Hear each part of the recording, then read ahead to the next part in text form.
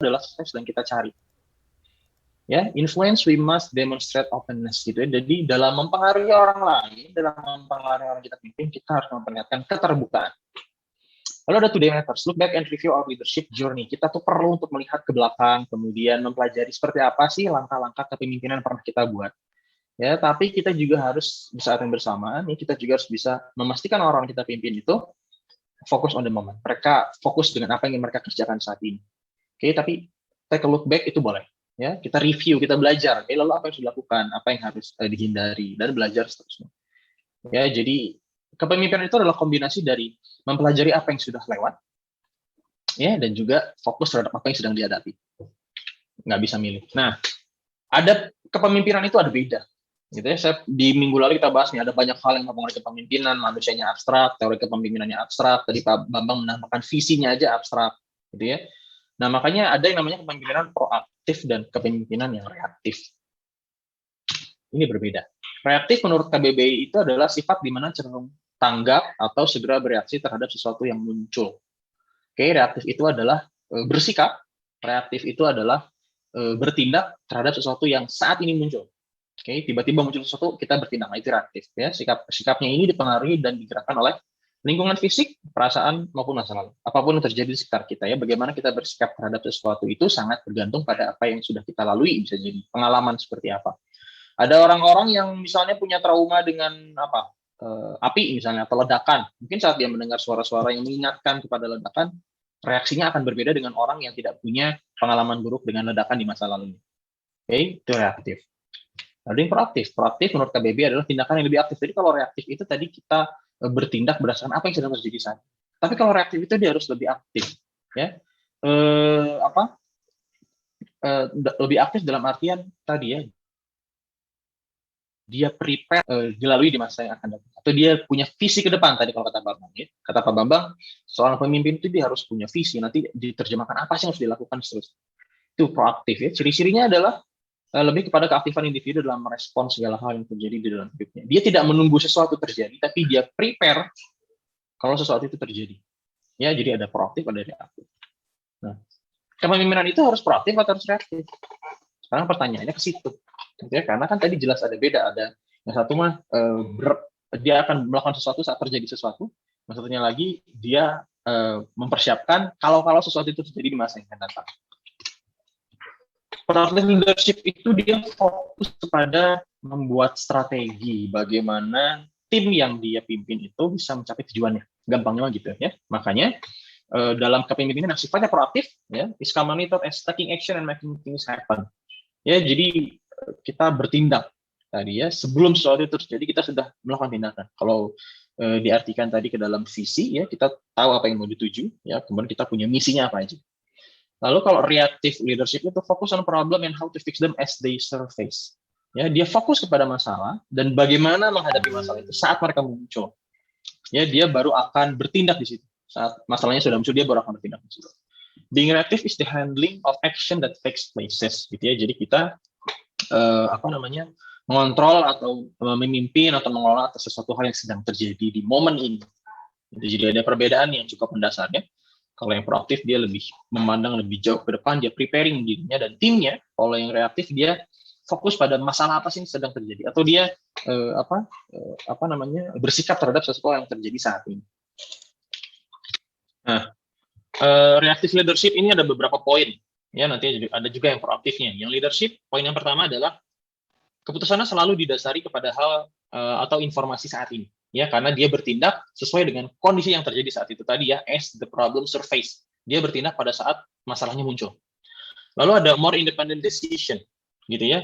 Karena sifat pengambilan keputusannya itu reaktif, cepat pada saat terjadi sesuatu, maka keputusan yang diambil cenderung independen, ya. Karena kalau nunggu lagi timnya berpendapat mungkin butuh waktu, sedangkan ini harus langsung dilakukan sesuatu, maka pemimpinnya akan mengambil keputusan secara independen. Lalu work well for those leaders who strongly value control of team. Ini akan dapat digunakan oleh orang-orang yang memang berpendapat bahwasanya kontrol atas tim yang kita punya itu adalah satu nilai yang sangat penting.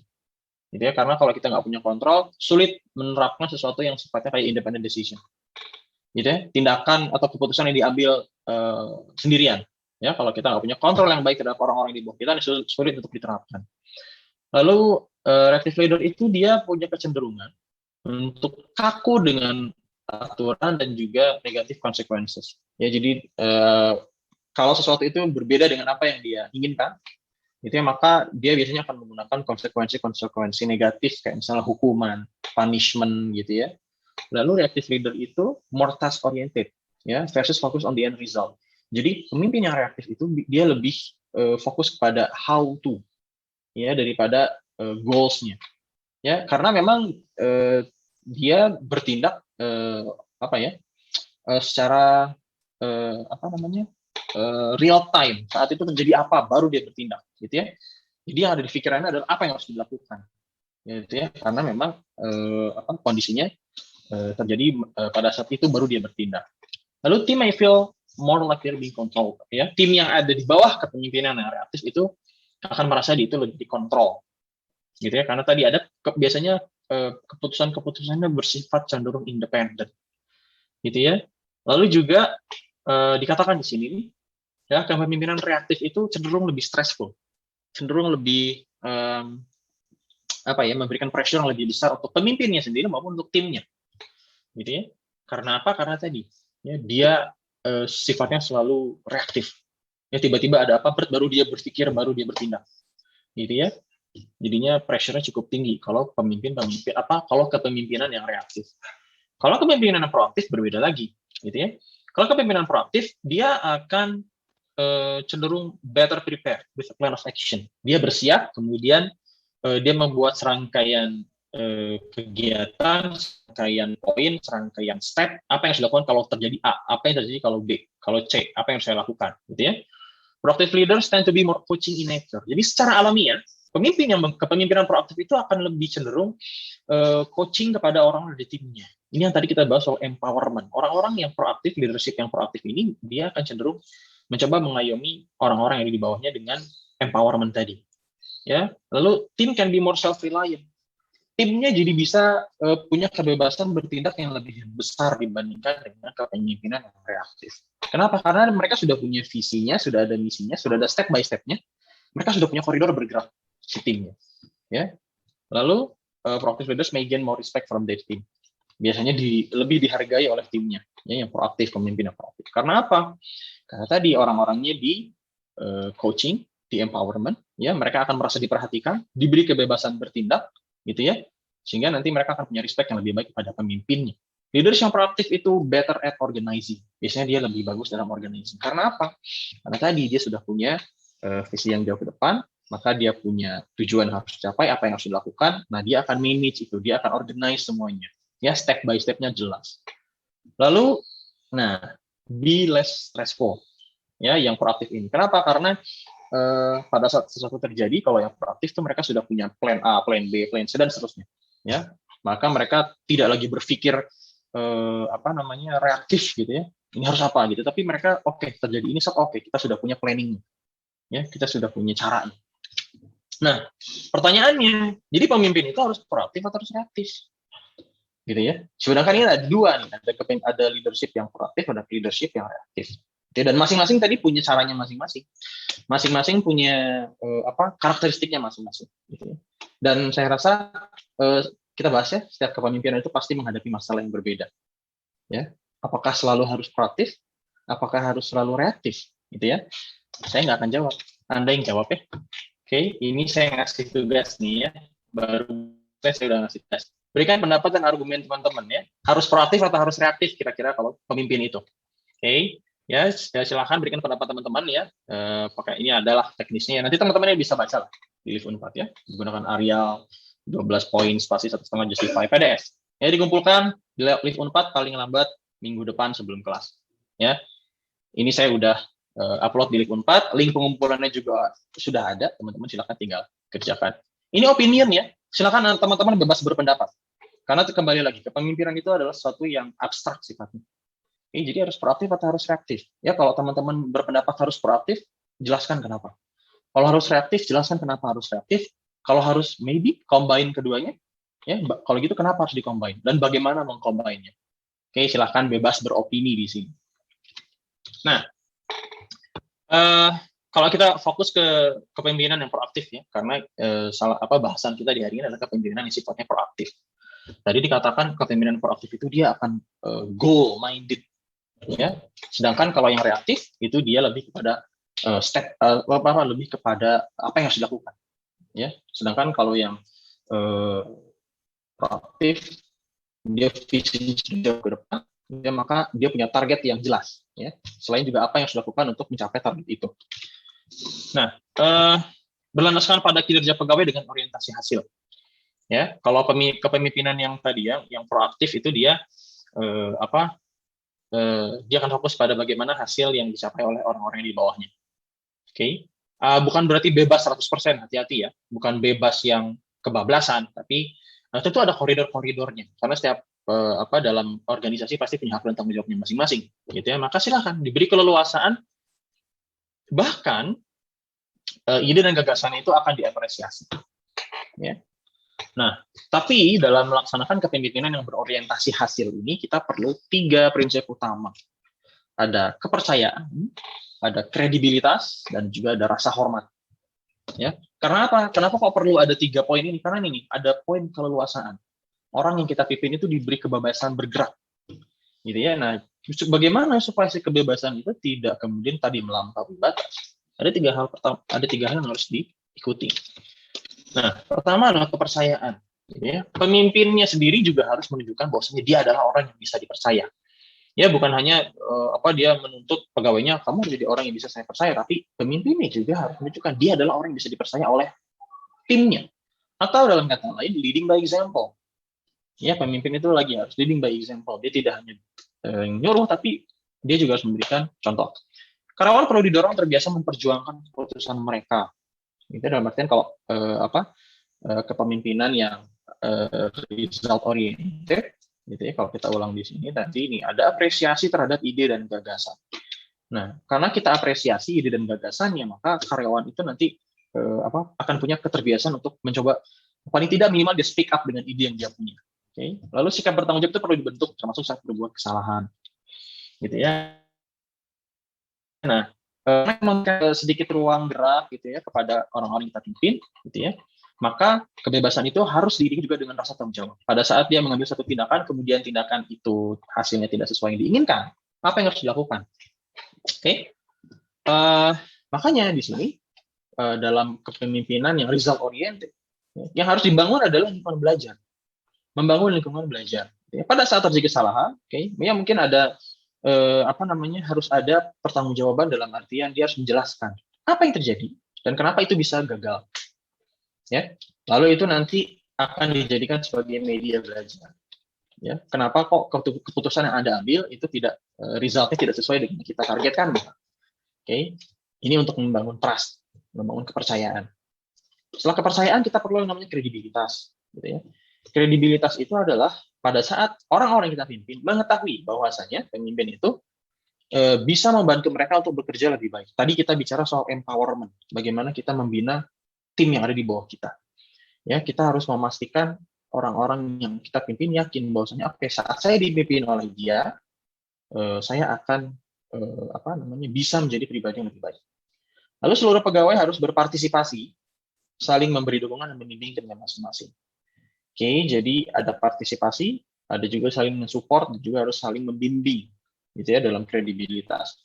Tidak bisa bekerjanya individualistik, gitu ya. Kalau kita ingin result oriented, semuanya harus bekerja sesuai dengan tanggung jawab masing-masing, tapi juga terus berpartisipasi, saling mensupport, dan juga membimbing. Pemimpinnya juga harus bisa mendorong anggota timnya untuk berpikir, mempertimbangkan alternatif, dan menilai risiko dan manfaat. Karena tadi diberi kebebasan, ya, artinya dia bisa punya choice. Ya, dia berpikir di situ, dia punya alternatif. Oke, choice A, kalau saya berhasil, caranya bagaimana, resultnya akan seperti apa, kalau gagal, resikonya apa, dan seterusnya. Menyediakan karyawan alat yang mereka butuhkan, tidak hanya sekedar nyuruh, ya, pemimpin harus bisa provide kebutuhan dari si karyawannya. Ya, untuk apa? Untuk tadi mereka bisa mencapai target-target yang ingin dicapai. Mengajak untuk memperluas pembelajaran, wawasan, pemahaman anggota tim. Kembali lagi ini kepada nilai empowerment. Ya, jadi Untuk result oriented, ternyata empowerment itu adalah poin yang sangat penting. Hormat yang ketiga. Salah satu kebutuhan karyawan adalah aktualisasi diri. Ya, orang bekerja itu tidak hanya sekedar mengerjakan kewajiban dia, tapi dia juga ingin aktualisasi diri. Ya, dia ingin menunjukkan dirinya bisa. Dia ingin menunjukkan dirinya punya potensi. Dia ingin menunjukkan dirinya punya skill. Ya. Nah, bagaimana itu bisa terakomodir? Salah satunya adalah melalui penghargaan atas ide dan perspektif yang diberikan karyawan atau bawahan. Kita berikan mereka kebebasan untuk berpendapat. Kita berikan mereka kebebasan untuk memberikan ide. Ya, itu adalah bentuk aktualisasi diri. Ya, karena setiap orang pasti punya cara pemikirannya masing-masing. Dan kita hargai itu. Kita hargai itu. Kita dengar orang yang di bawah kita, sehingga nanti mereka bisa merasa punya ruang untuk mengaktualisasikan dirinya di situ. Termasuk berinovasi. Kita termasuk berinovasi. Mungkin mereka punya ide untuk merubah apa yang selama ini menjadi kebiasaan di perusahaan, di organisasi.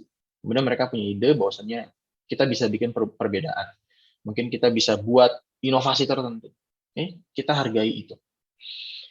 Ya, karena apa? Karena merasa dihargai, diterima, diakui, dan diperlakukan dengan hormat, itu akan memberikan kecenderungan untuk berperforma lebih baik. Seorang akan bekerja dengan lebih baik saat mereka merasa dihargai, diterima, dan diakui.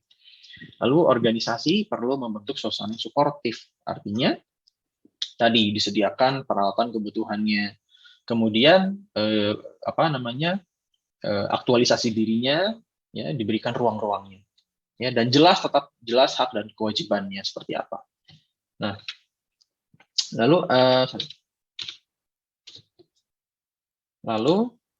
bagaimana supaya 3 prinsip tadi itu bisa dijalankan dengan baik? Gitu ya. Ada 3 hal yang harus diperhatikan. Yang pertama adalah pemimpin harus bisa leading by example.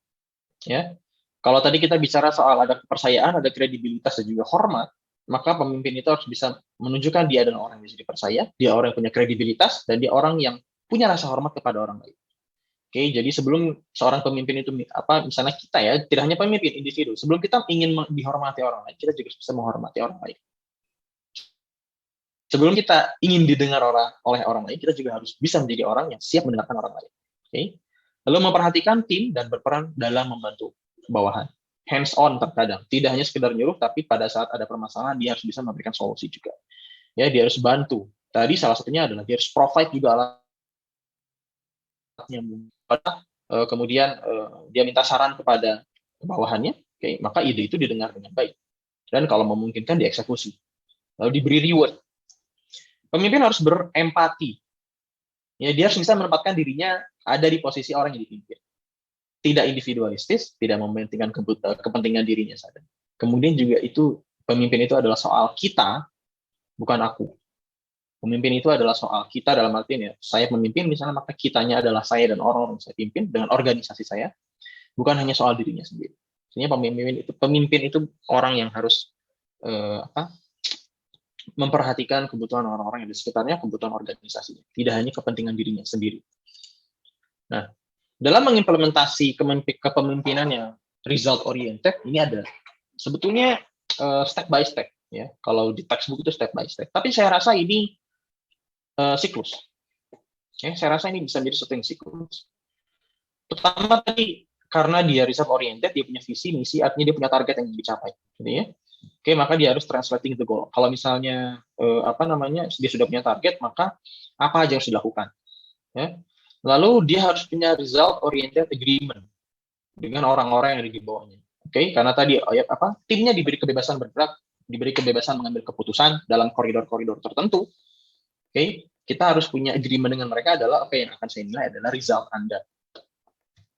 Ya, bukan berarti step by step-nya diabaikan sepenuhnya, tidak, tapi Anda boleh bebas berkreasi, Anda boleh bebas berinovasi ya untuk mencapai result yang kita inginkan. Lalu ada implementasinya. Ya, apa yang tadi sudah disepakati bersama kemudian diimplementasikan dalam operasional organisasinya misalnya. Terus setelah itu adalah kita harus membuat periodic appraisals. Kita harus melakukan review secara periodik, secara rutin, tidak bisa hanya sekali-sekali aja. Oke, kita harus review. Ya, apa yang mereka lakukan gitu ya, apa yang mereka ingin sampaikan. Kemudian tadi ya ada yang namanya juga pada saat mereka tim kita mengambil keputusan lalu ternyata terjadi kegagalan, mereka harus bisa menjelaskan apa yang terjadi, kenapa itu bisa terjadi. Itu ada di sini. periodic appraisals. Nah, apa yang kita dapatkan di sini sebenarnya kita bisa lempar balik kepada set target. Oke, kalau gitu untuk target selanjutnya saya belajar dari periodic appraisals yang ada di sini dan apa yang harus dilakukan. Target apa yang harus kalau gitu target kedepannya harus seperti apa. Oke. Jadi ini adalah kalau saya rasa ini ya siklus. Ya, kita punya target, kita tentukan apa yang harus dilakukan, kita punya agreement dengan result oriented ya dengan tim kita. Lalu diimplementasikan, kita review implementasinya, apa saja masalahnya, apa saja yang terjadi, kita masukkan lagi ke dalam idea dalam membuat target-target selanjutnya. Oke, jadi inilah siklus yang berputar terus-menerus. Kelebihan dan kekurangannya apa? Gitu ya. Ini ada kekurangan dari result oriented, gitu ya. Kalau kekurangannya dikatakan satu, senantiasa mengacu pada apa yang dilaksanakan oleh bawahan. Ya, bisa jadi dia terbawa dan dia terlalu fokus kepada apa yang dilakukan oleh bawahan. Ya, apa yang bisa kamu lakukan, apa yang bisa kamu lakukan, gitu ya. Apa yang harus kamu lakukan. Sedangkan kalau teman-teman ingat di bahasan yang lalu, terkadang dalam kita memanage sesuatu itu kita tidak hanya soal nunjuk, gitu ya, ke orang yang di bawahan kita, tapi juga apa yang bisa kita lakukan. Oke, as leader, ya. Menanti sebuah proses yang terkadang memiliki jangka waktu yang tak terduga. Karena setnya adalah goalnya bisa jadi panjang, gitu ya, maka ada proses di situ yang mungkin bisa lama, bisa sebentar. Kemudian dalam prosesnya bisa jadi terjadi sesuatu yang tidak sesuai apa yang kita rencanakan. Ya, ada force major misalnya, ada sesuatu yang tidak sesuai rencana, ada masalah. Ya, nah permasalahan diselesaikan lebih banyak ketika proses sedang berjalan. Nah, biasanya di proses-proses itu ada banyak masalah dan ada banyak hal yang harus diselesaikan. Artinya dalam kepemimpinan yang result oriented, kita harus bisa menghargai prosesnya. Kita harus bersabar dalam prosesnya, ya, karena bisa jadi ada masalah tidak sesuai apa yang kita inginkan dan kita harus fix itu terlebih dahulu. Kadang satu-satu diselesaikan. Plusnya apa? Bawahan senantiasa memiliki gaya bekerja dengan apresiasi mereka masing-masing. Ya, orang bisa bekerja dengan lebih leluasa. Tadi ada aktualisasi diri, ya. Dalam beberapa riset, saat seseorang itu bekerja bisa aktualisasi diri dengan baik, dia merasa memiliki keleluasaan, dia akan berperforma dengan lebih bagus dan biasanya punya loyalitas yang lebih baik kepada organisasinya atau kepada pemimpinnya. Mereka merasa memiliki pekerjaan dengan komitmen efektif. Komitmen yang mereka miliki adalah komitmen yang muncul dari dirinya sendiri, ya, tanpa kita harus suruh-suruh. Dia komit dengan apa yang ingin dia lakukan. Kenapa dia punya komitmen dengan apa yang ingin dia lakukan? Karena apa yang ingin dia lakukan itu dilakukan dengan cara yang bersumber dari ide dia sendiri. Ya, sehingga dia punya komitmen ke itu. Saya harus bisa buktikan, saya punya inovasi seperti ini, saya punya ide seperti ini, maka saya harus buktikan inovasi saya, ide saya itu bekerja dengan baik. Akhirnya muncul komitmen yang dari dalam dirinya sendiri. Dan itu biasanya lebih kuat. Bawahan menjadi bebas untuk berekspresi dan berinisiatif terhadap pekerjaan yang mereka lakukan. Ya, jadi dia bebas dan juga akhirnya punya inisiatif untuk melakukan sesuatu tanpa harus terus-menerus diawasi. Nah, dalam menjalankan hal-hal di atas tadi, ya, saya sebutkan tadi kita fokusnya adalah di result oriented. Pemimpin itu harus punya disiplin, ya, harus ada kedisiplinan dari seorang pemimpin. Oke, nah kedisiplinan itu apa sebetulnya? Disiplin itu bukan soal mempertahankan status quo. Disiplin itu tidak soal mempertahankan kepemimpinan yang sedang dia jalankan atau sedang dia pegang. Tapi kepemimpinan itu adalah, disiplin itu adalah soal mendidik untuk perbaikan menjadi lebih baik. Ya, disiplin itu misalnya kita punya rules, kemudian kita ingin rules itu berjalan dengan baik, gitu ya. Nah, tapi itu bukan soal bagaimana rules itu tidak hanya sekedar rules itu ditegakkan, tapi bagaimana pada saat disiplin itu dilakukan, itu bisa memberikan efek empowerment tadi kepada orang-orang yang di sekitar kita. Itu soal disiplinnya, gitu ya. Nah, disiplin ini sebetulnya ada beberapa hal, ya. Ada beberapa poin yang bisa dibahas dalam kedisiplinan. Ada fungsi-fungsinya, kemudian nanti ada jenis-jenisnya, ada juga definisinya, kemudian persyaratannya seperti apa, kedisiplinan dalam kepemimpinan itu apa, gitu ya. Nah, itu semua ada bahasannya. Cuman saya tidak bahas di sini. Saya kasih bahannya di Live Unpad. Oke, saya udah upload juga tuh. Jadi nanti di Live Unpad silakan teman-teman buka untuk pertemuan hari ini ada tiga activity ya yang bisa diakses. Ada materi ini, kemudian ada link pengumpulan untuk tugas yang tadi di awal, dan juga ada materi disiplin kepemimpinan. Ya, kalau saya nggak salah sedikit cuma 3 halaman gitu. ya, tentang disiplin kepemimpinan. Itu ada fungsinya, ada definisinya, dan segala macam, gitu ya. Kenapa saya pisahkan? Karena disiplin itu sebetulnya teman kita sudah banyak bicara soal disiplin dari kecil, gitu ya. Tadi kalau kata Pak Bambang dikatakan yang kita pelajari dari apa masih kecil itu di sekolah, dari SD, di SMP, SMA itu mungkin adalah praktek kepemimpinan yang sifatnya sangat dasar, gitu ya. Nah, kita sekarang lebih jauh lagi dan termasuk juga dalam hal kedisiplinannya. Ya, ternyata disiplin dalam kepemimpinan itu punya karakteristiknya sendiri, gitu ya. Nah, silakan teman-teman baca. Silakan teman-teman baca di Live Unpad, ya, saya sudah upload filenya. Nah, saya pengen tutup materinya dengan quotes dari Eugene B. Habecker. Ini dia adalah seorang rektor mungkin ya kalau di bahasa kita ya. Dia itu di Taylor University di Indiana, ya, di Amerika. Dia mengatakan pemimpin sejati itu sifatnya melayani, ya, melayani orang lain dan kepentingan mereka. Ini kita kadang pemimpin itu ingin dilayani, gitu ya, seolah-olah. Sedangkan kalau menurut Eugene dikatakan bahwasanya pemimpin itu harus siap melayani. Ketika melakukannya mereka tak akan selalu populer atau membuat orang terkesan.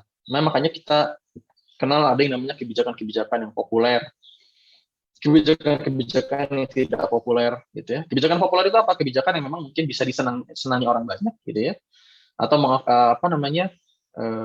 menghadirkan kesenangan, gitu ya, untuk orang banyak. Sedangkan kebijakan yang tidak populer itu mungkin kebijakan yang bertentangan dengan kepentingan sebagian orang. Ya, cuman kan perlu yang dilihat adalah result-nya nanti. Ya, kebijakan itu tujuannya apa? Untuk kepentingan banyak orang kah? Untuk kepentingan jangka panjang kah? Gitu ya. Atau jangan-jangan untuk kepentingan jangka pendek aja? Atau jangan-jangan kepentingan sebagian orang aja? Nah, makanya nanti keputusan yang diambil seorang pemimpin, kata Eugene B. Habecker, ini tidak selalu populer dan tidak selalu membuat orang lain terkesan. Namun karena pemimpin sejatinya dimotivasi oleh pengorbanan yang penuh kasih, katanya, dan bukannya oleh keinginan untuk menerima pujian. Jadi soal tadi kalau di awal dibahas ada yang namanya kita harus bisa menunjukkan kepada tim kita bahwa kita punya passion terhadap yang kita lakukan, gitu ya, terhadap yang kita apa yang kita perintahkan kepada mereka misalnya. Nah, passion itu nanti diterjemahkan ke dalam bagaimana dia memimpin tadi. Salah satunya adalah dia akan lebih berpikir soal melayani, bukan dilayani saja, gitu ya. Itu kata Eugene B. Habecker. Oke, itu ya materi kita hari ini. Singkat saja untuk pemaparan materinya karena tadi ada penyampaian yang filosofis ya dari Pak Bambang terkait dengan kepemimpinan, ya, dan itu menurut saya adalah hal yang penting, gitu ya, karena dalam konsep kepemimpinan kita bahas di pertemuan awal itu sesuatu yang sangat kompleks, sangat abstrak, makanya perlu banyak proses berpikir di situ. Ya, artinya ada proses filosofisnya di situ. Makanya bagaimana seseorang memimpin itu pasti akan berbeda, karena mungkin filosofi yang dia bawa juga berbeda. Oke, itu ya teman-teman materi kita hari ini. Gitu ya, ini silakanlah bisa diakses di Live Unpad.